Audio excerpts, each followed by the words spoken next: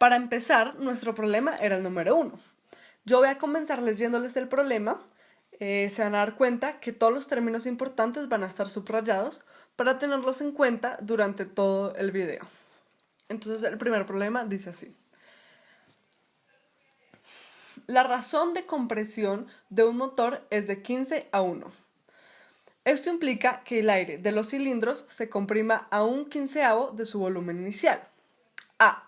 Si la presión inicial es de 101 kilopascales y la temperatura inicial es de 300 Kelvin, calcule la presión y la temperatura finales después de la compresión adiabática. Teniendo en cuenta lo dicho anterior, vamos a sacar las variables. Entonces, empezamos con el volumen inicial. El volumen inicial es una incógnita, no la tenemos. Seguimos con el volumen final. Sabemos que el volumen final es 1/15 de su volumen inicial.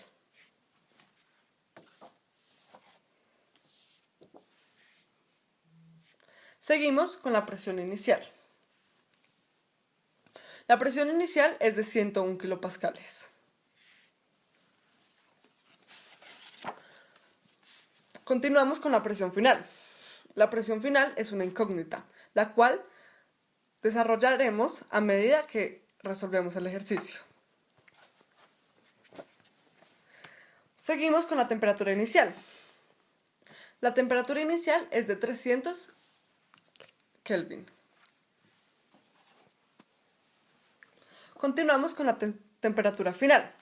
La temperatura final es una incógnita que será lo segundo que vamos a encontrar durante el problema. Para tener un mayor entendimiento del problema, tenemos que saber qué es un proceso adiabático y entender muy bien su concepto. Un proceso adiabático es aquel que no tiene intercambio de calor, puesto que sucede muy rápido. Teniendo en cuenta que es un proceso termodinámico, debemos entender su fórmula. Cambio en el flujo de calor es igual al cambio en la energía interna más el cambio en el trabajo. Como es un proceso adiabático, no hay intercambio de calor, entonces el cambio en Q se cancela y la fórmula queda: el cambio en la energía interna es igual al cambio en el trabajo, siendo este negativo. La fórmula de la energía interna se puede expandir y queda C por U por N por el cambio en T. Se tiene que tener en cuenta que el valor de C cambia si el gas es monoatómico, diatómico o poliatómico. Ahora vamos a nombrar unos ejemplos de la vida real. Una niña tiene 50.000 pesos para comprarse ropa. Nadie le va a dar ni a quitar plata. A medida que va comprando ropa, la cantidad de plata que tiene va disminuyendo y no hay manera de recuperarla. Esto se relaciona con un proceso adiabático porque la energía que el sistema gasta al hacer trabajo no se le va a hacer de vuelta. El siguiente ejemplo es un pistón, porque se mueve tan rápido que no alcanza a haber intercambio de calor. Tenemos que conocer también la compresión adiabática, porque de esto se trata el problema. Uno de los factores que tenemos que tener en cuenta es que el cambio en la presión es mayor a 0, porque su presión aumenta. Asimismo, el cambio en el volumen es menor a 0 porque el sistema se comprime. El último factor es que el cambio en la temperatura es mayor a 0 porque la temperatura está aumentando. Por último, la gráfica de la compresión muestra que el volumen disminuye mientras que la temperatura sube, lo cual complementa lo que acabamos de explicar. ¡Pop Quiz! ¿Cuál de estos objetos representa un proceso diabático? ¿Será un termómetro para la fiebre? ¿O será un termo de café? ¿O puede ser más bien una olla a presión? No sé, me voy a ir por el termo de café porque aísla la temperatura. Ahora, teniendo en cuenta lo hecho anteriormente, sabemos que podemos encontrar la primera parte del problema, el cual nos pide hallar la presión final luego de una compresión adiabática de un motor. Debemos tener en cuenta los valores que conocemos y desconocemos. Es por esto que la ecuación que nos sirve es la siguiente. Presión inicial por volumen inicial elevado a la gamma es igual a la presión final por el volumen final elevado a la gamma.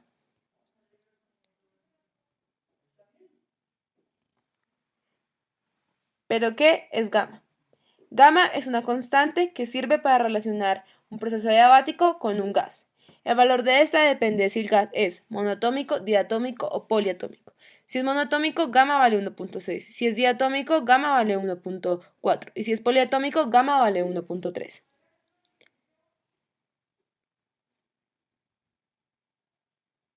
Ahora podemos reemplazar las variables por los datos que conocemos. Estos son la presión inicial y el volumen final. De esta manera nos queda 101 kilopascales por el volumen inicial elevado a la gamma es igual a la presión final por un quinceavo del volumen inicial elevado a la gamma. Ahora, para despejar la presión final, podemos pasar un quinceavo por el volumen inicial elevado a la gamma al lado izquierdo de la ecuación, que es 101 kilopascales por el volumen inicial elevado a la gamma.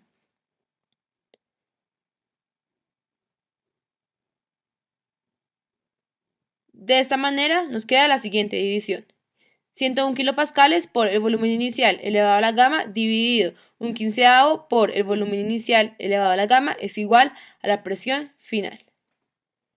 Aquí podemos ver que hay dos variables que se relacionan, los volúmenes. Es por esto que estos dos se pueden cancelar.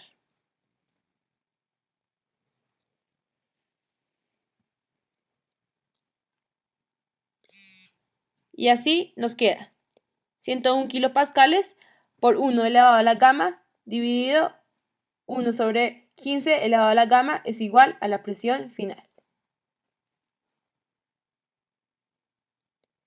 Resolviendo nos queda 101 kilopascales por 15 elevado a la gamma es igual a la presión final.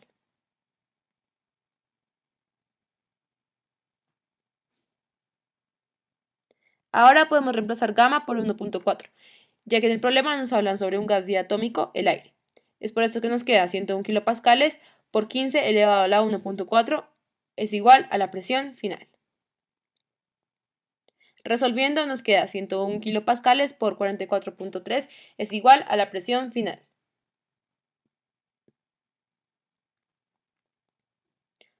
Multiplicando estos dos números nos queda 4.474.3 kilopascales es igual a la presión final.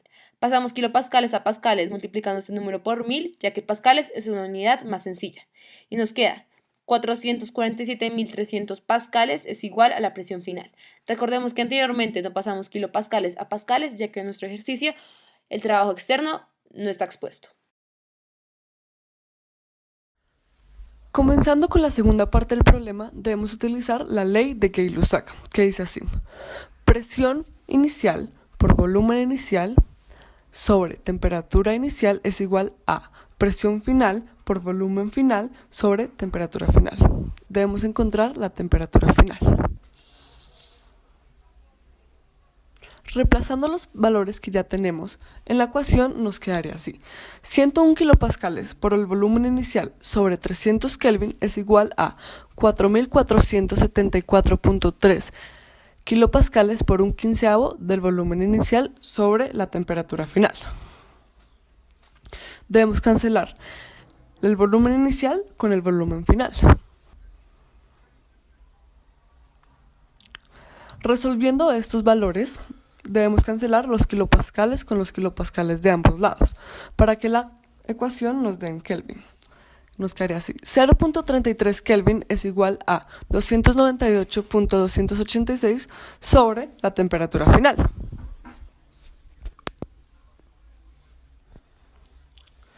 El valor de la temperatura final, resolviendo esto, nos daría 903 Kelvin. Para concluir, tenemos una presión inicial de 101 kilopascales, una temperatura inicial de 300 Kelvin, una presión final de 447.300 pascales y una temperatura final de 903 3 Kelvin, como lo pueden ver. Muchísimas gracias a todos por vernos.